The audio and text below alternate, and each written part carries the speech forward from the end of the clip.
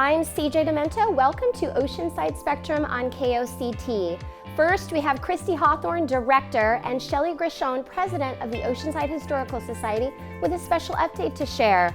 And Max Disposti, Founder and Executive Director of the North County LGBTQ Resource Center, also has some exciting news and information on resources and services.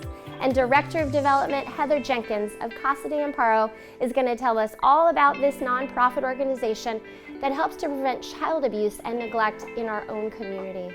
And from the Mission San Luis Rey, Gwen Grimes, Executive Director, and Friar Joe Jurasek are here to update us on the events there this December. So stay tuned because Oceanside Spectrum starts now.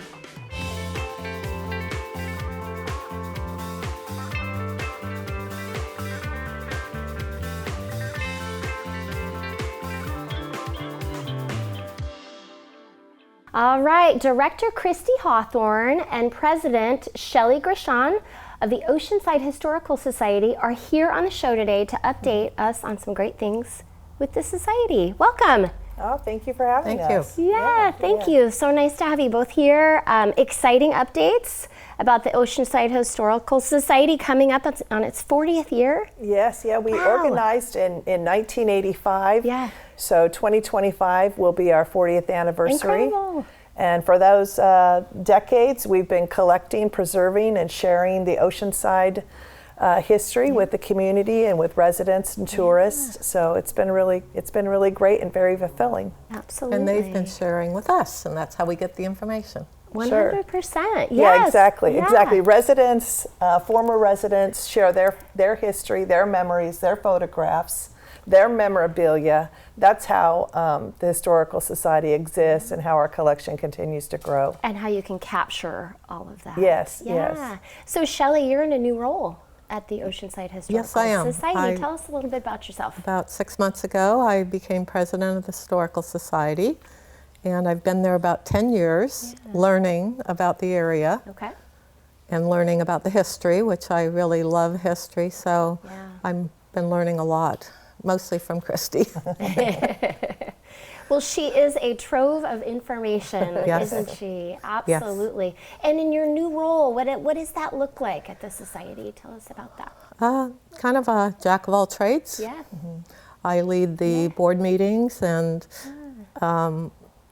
mostly work with them through different issues if they have them. Sure. But mostly, working and facilitating the board meetings and then just helping out. Christy and I have been very busy for the last few months and with just kind of doing everything. Yeah. Exciting updates. Yeah, too. Shelley's been a great partner. Shelley's been on the board of directors for how many years now? About 10, a little over 10. So she's been on our executive board. She's been a member for about that much. She got involved and she's been a great asset to the Historical Society and enrolled as president. She's been very hands-on and very active. And I really appreciate that, having someone come alongside of me, especially in light of the fact that we are going to be moving to a new location very, very soon. We thought it was going to be before the end of the year, and now it might be the beginning of 2025, but we know that we're going to be moving soon. We've been at our location at 305 North Nevada Street in the old police station since 1996. It's very small, but it served its purpose. Right. And we're going to be moving to a 3,000 square foot building with a great exhibit space. We're going to have a large archives. We're really super excited, and that's what Shelley and I have been working on in tandem, really. She's been a great partner and making decisions, helping me make decisions, helping with everything from the displays to the new furniture, to all the problems that come with it. Yes, it's sort of been very different each week, each day for the last few months, whether it's dealing with the contractors, exhibits, various things that we've been jumping into and trying to resolve. We're really excited though because our photo collection is one of the largest in San Diego County. I think we have 60,000 images and counting, and I can truly say, usually we grow that weekly. People are bringing in photographs, sharing them with us on a weekly basis. So we're continuing to add to our photo collection, and that's what's really going to be on display front and center when people come into the new space that we're having. We're going to be downtown. We're still going to be in the cultural arts district, so we're very, very excited about that. We just haven't, we're kind of keeping the location under wraps right now, but as soon as we can, we'll make a public announcement, but we're really excited about that. Yeah. Very excited. It's going to allow us to exhibit a lot of things and share a lot more history in the center on displays rather than just locating it in the archives or online. Yeah. And pretty often people reach out to you and say, hey, I want to know something about history. They right? do. They do. Absolutely. We get phone calls and emails, and I'm always looking up something interesting. Sometimes if I don't know it, it presents a challenge as like, oh, I've got to find out now. I really do have to find out. It makes me put on my detective hat. Like, I don't know, but I have to find out the answer to your question, and I'll get back to you. But I love those kind of questions. That's always a lot of fun to do. And that's what we're here for. Like I said, just to collect the history, but then share the history. Yeah. We're not keeping it under lock and key. It's for us to share for the public enjoyment, and also just to promote Oceanside, because we've got some great history. Yes, it's very varied, it's very diverse, and our visitors need to know what a great history we have. Yeah. And you've been sharing that history through some programs, and I assume we'll continue to do that for the community. I'd love to partner again with the Oceanside Public Library. Absolutely. We had a great peer program not that long ago at the community center and rooms, and it was very well attended. We had the diary programs where actors were reading diary excerpts written by real people over 150 years ago, which was very, very exciting. One was about 120 years ago, one was 150 years ago. So, I mean, it was really incredible, bringing their stories, their words to life and things like that. So, the Historical Society's been a partner with the Oceanside Public Library for decades, because you guys have allowed us to provide a forum. So when we have programs like that, and of different types and interests, we have a facility. So I just want to thank you for that. You guys have been great. Our history walks are always very popular.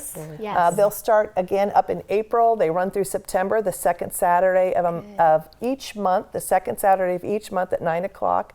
We meet at the public library downtown at 300 North Coast Highway. And we've never failed to have a group to take on a walk. In fact, that's one of the things one of the first things that Shelley did, really wasn't the first, but one of the first things. And that's really what piqued her interest. Yeah, it did. When I moved down here, I couldn't even drive around on the streets, let alone know what was going on. So I started reading. I think the magazine just came out, 125-year history of Oceanside. And I started reading it, and I was like, aha! I need to understand about the history. It'll make me feel more comfortable here. I grew up in the Bay Area, lived there my whole life, so it really has helped me, and it's very interesting. Get to know the community. And if there's other people that want to do the same that you did, Shelley, what would you recommend? Where should they go? How do they reach out to you? Well, it's really easy to go on our social media. We have a great social media presence on Facebook and Instagram, and one of our volunteers and board members has done an excellent job in doing presentations with photos and whatnot. So I would encourage people to find us on Facebook and Instagram. But we have a really great website as well, and that's www.oceansidehistoricalsociety.org. Oceansidehistoricalsociety.org is all you need to know. Okay. And it's really we keep it updated. There's great photos on there. There's great history. Kids have to do a homework project on the mission or something like that. It's a great resource. It's a great tool. We also have a monthly newsletter that is published. Christy does most of that, and then that's very helpful going out to members, and we're always looking for new members that are interested. That's a really good point. Sign up, become a member, support the history of Oceanside. Thank you so much, both of you, for all that you do. Thank for having us. Thank you. And we'll be right back with our next guest.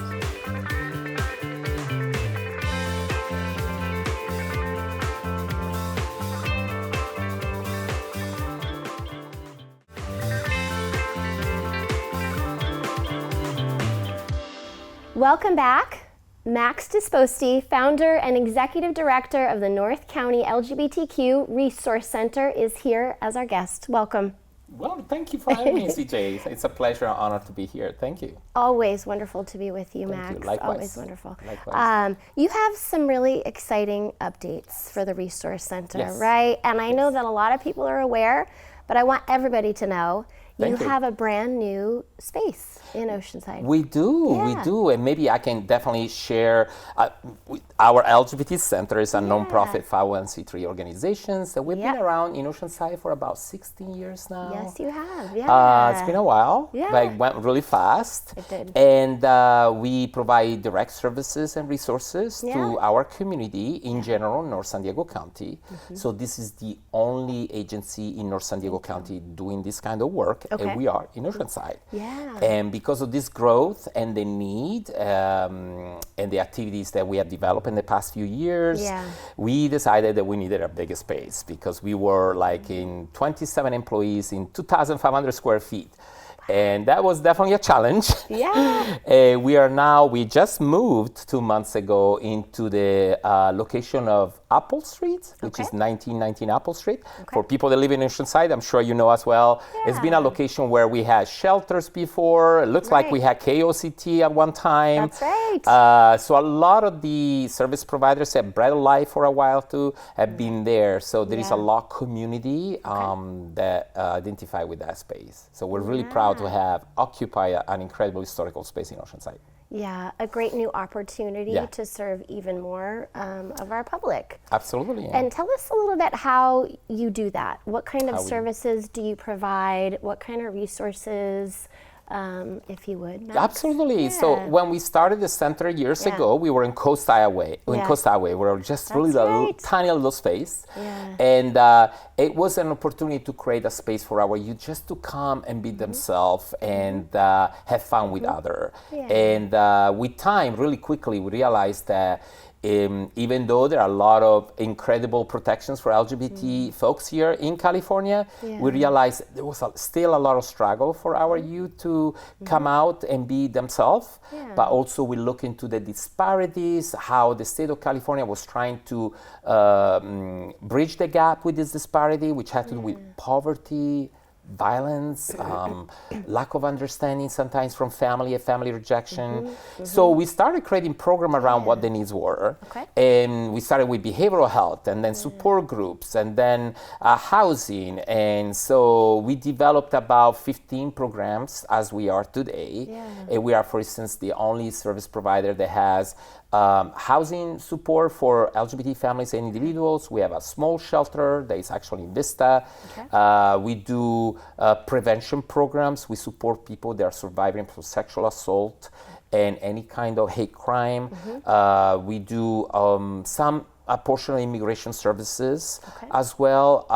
There is really nothing that we don't do. I think I could spend the whole 5 minutes telling you, but in addition to that, we do a lot of educational and recreational activities. Many people know about Pride by the Beach, which is also one of our programs. It's becoming one of the biggest events in Oceanside, and it's always the first. If not the biggest. Thank you. I think so. It's the first Saturday of June, and we occupy, the downtown Oceanside. But really, the scope of the LGBT Center is to be a service provider. So we are a direct service provider. Apparently, we're one of the second largest housing provider just in Oceanside after Interfaith, which we work with every day. So we are really there to offer opportunity for people to come, feel safe, empower themselves, but also have access to clinical services. Just to give you an idea, we serve about 100 people per week in our behavioral health. We have 100 people in therapy every week. From the beginning of January, we served 620 families, rescuing them from homelessness and find them permanent housing. So our numbers are really screaming the needs of the community, and we are supported by the state of California, the county of San Diego, the city of Oceanside. So we have different sorts of support throughout. And as you've moved into this larger space, you have seen that community continue to grow, that community of support. Incredible. We just moved 2 months ago, and we are just now realizing that this space is just everyone shows up. We have food distribution every Friday, and one thing that I care to share with the community, this is not just a space for people that identify as LGBT. We don't turn away anyone. Yeah. We have a lot of service providers that we partner with. If there is something that we cannot do, we partner with them to do it even better. So it's really a community space. So people come even when they're not seeking help, just to be in community with other people. So you've had an incredible response to the new space. Yes. I'm always in need of support to make the space continue to function for that many people. Well, right? it is, as you all know, any nonprofit, looks for funders and Absolutely. support. I think we have been very fortunate with an incredible volunteer force. When we started this move 3 months ago, we had over 150 volunteers. We have Home Depot showing up, CarMax. We had a lot of partners in the community. Oceanside really showed their hearts and mind. Yeah.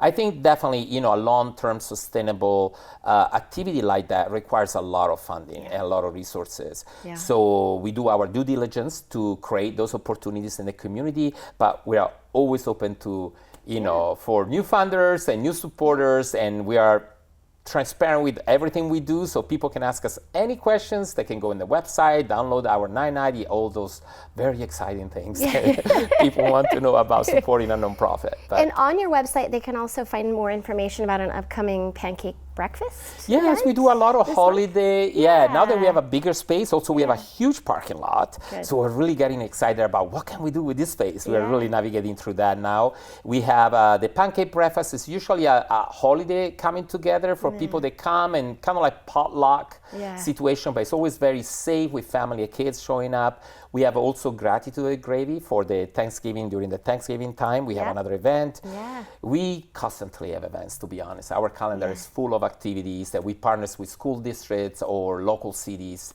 or libraries, as you know, Yes. to do great partnerships and education. So, Wonderful. So go to your website to find out any more information. yes, which is nancyresourcecenter.org. Thank you, Max, for Thank all you, you do CJ. for our community. Thank you. Likewise. Thank you. Likewise. We're going to be right back with our next guest.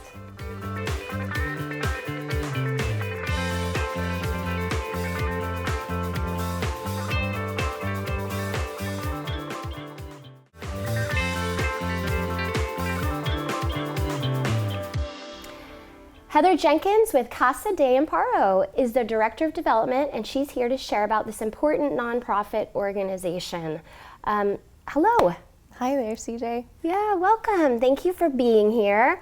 I'm really interested in you sharing with the viewers about your organization, Casa de Amparo. So tell us a little bit about it, would you? Yeah, I would love to. Thanks. So Casa de Amparo, we are located in San Marcos, California. Our mission is to treat and prevent child abuse and neglect through a range of programs and services that promote healing and healthy relationships. And so we were started back in 1978 here in Oceanside, actually over at the Mission San Luis Rey. Two women at that time were looking for safe spaces for other women who were involved in domestically violent relationships. And Casa de Amparo was born to be the advocate for the child in those situations. And so still to this day, we take care of children. Our programs have changed a little bit throughout the years, but today our main program, we serve girls who are ages 12 to 18. They live with us in San Marcos. We have an 11.5-acre campus with 3 different cottages and then some apartments where they're there to really stabilize and heal from the trauma that they've been through and then find their next pathway.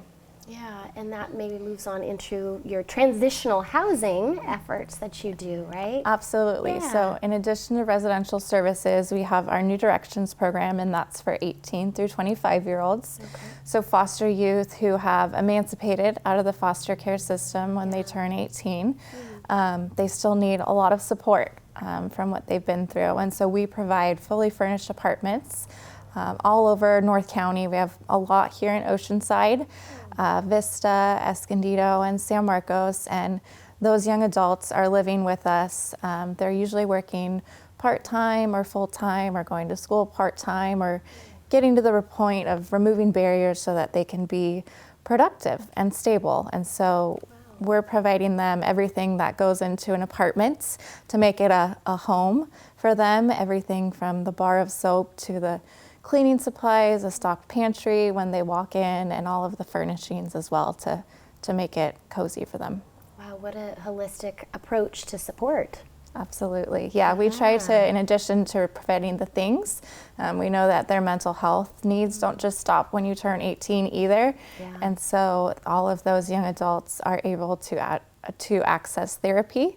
And they also have a case manager who helps them navigate anything from getting to a job appointment, applying for the job, or how to balance your checkbook, kind of all those independent life skills that young adults need to succeed. Absolutely. And you do this in a number of ways, right? And you're always trying to find funding in order to be able to run this pretty big operation.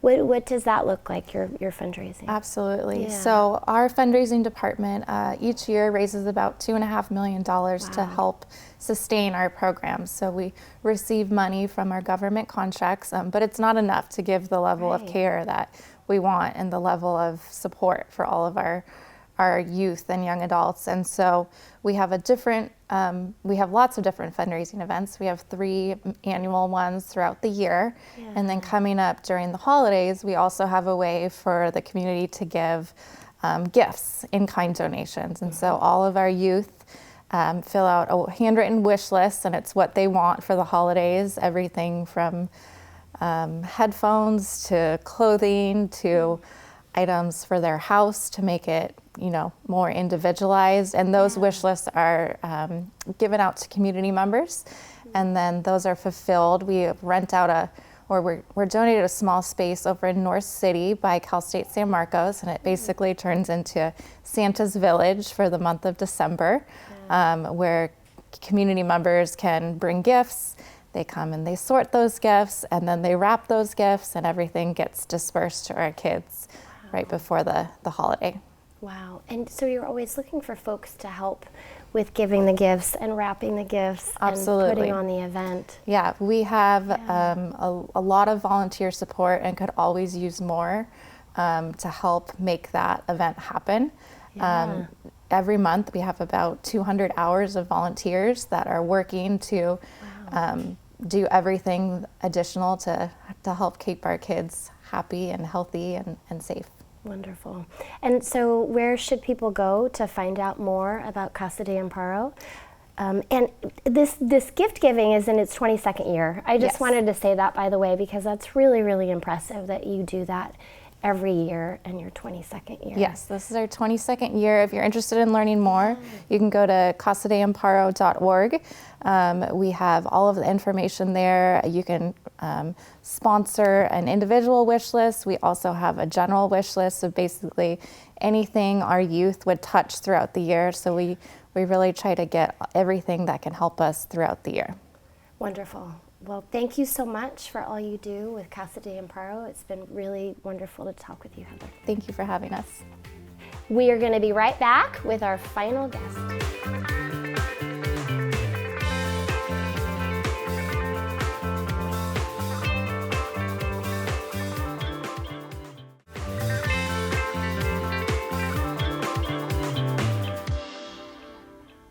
All right, welcome back here on KOCT. So from the Mission San Luis Rey, we have Gwen Grimes. She's Executive Director.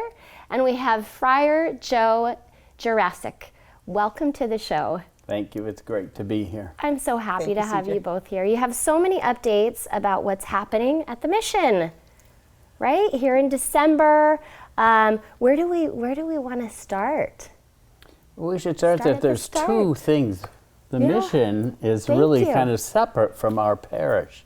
Thank you. In our parish, we have celebrations of Mass and Thank you. and penance, and we have those things. Yeah. But also for Advent, I'm teaching a class on the readings of the Sundays in Advent. So that's going to be. I'm very excited about it, and Absolutely. the other thing. We always think of joyful things around Christmas, but not everybody has joy. Right. Sometimes Christmas evokes remembrances of bad things that happened, and a lot of people are depressed, And we have a group that meets. We just met for 2 weeks this month.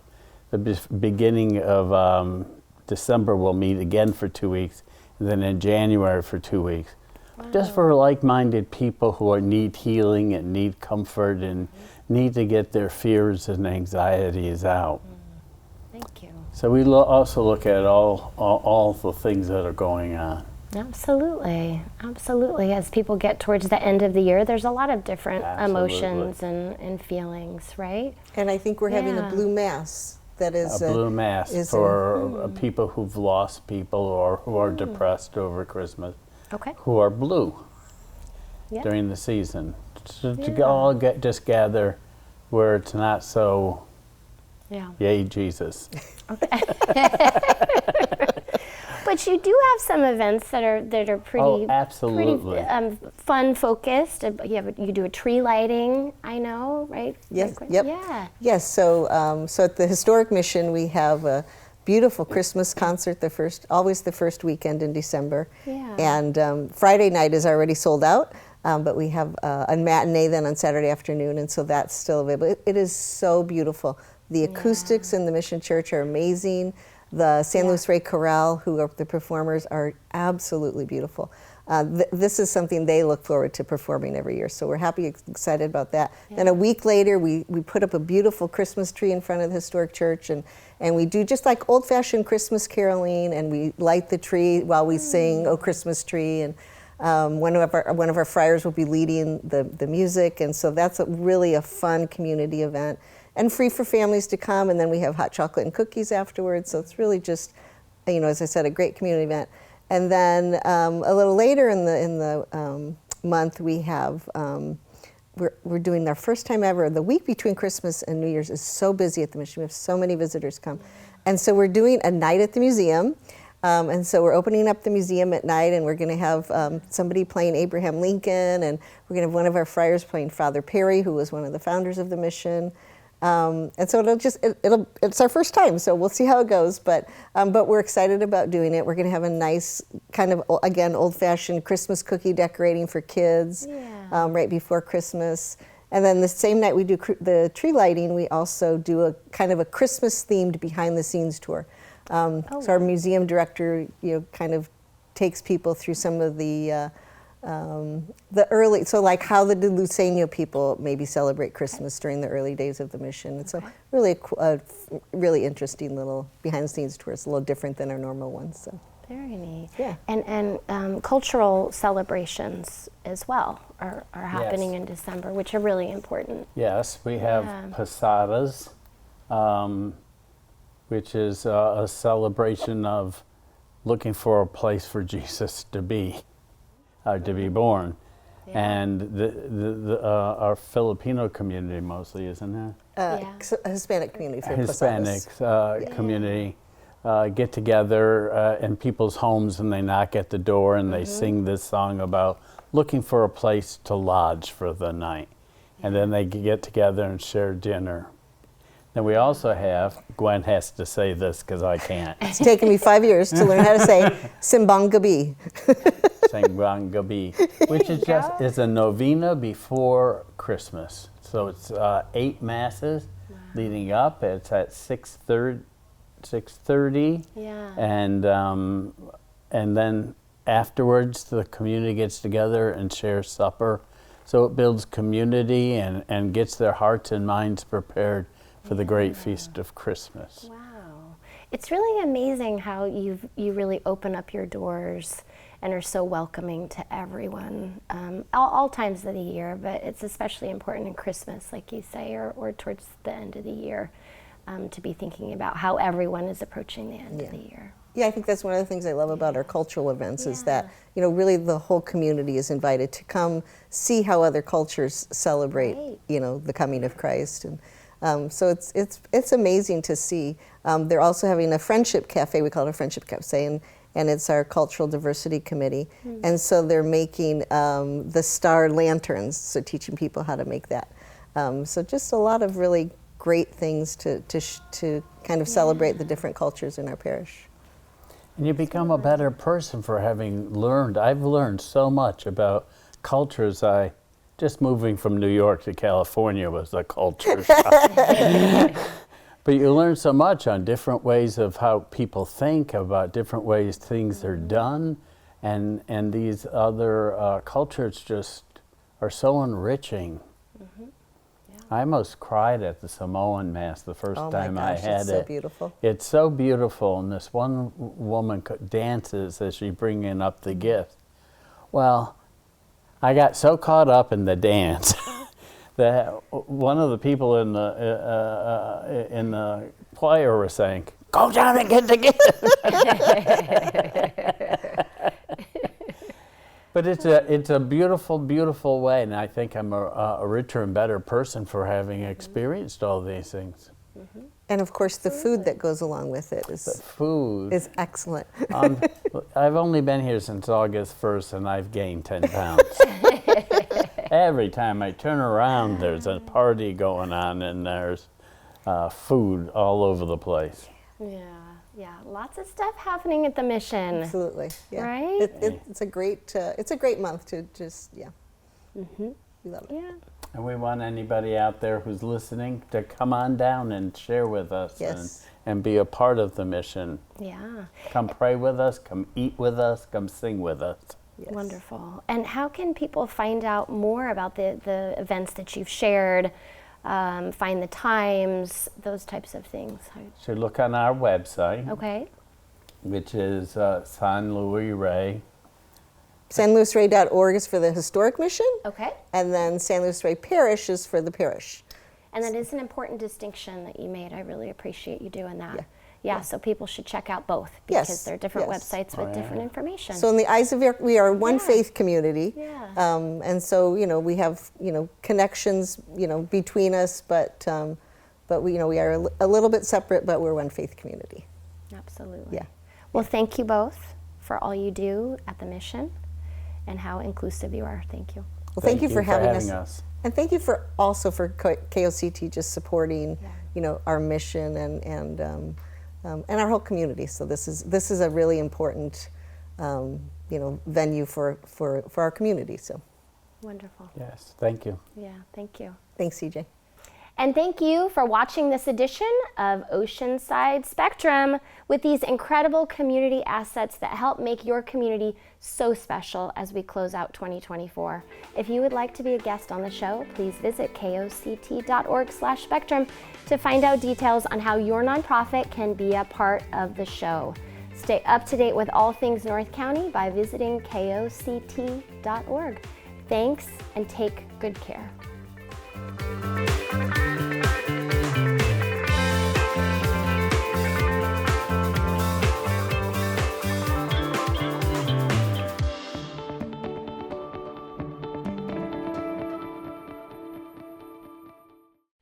You're watching 40 years of KOCT television, the Oceanside Channel.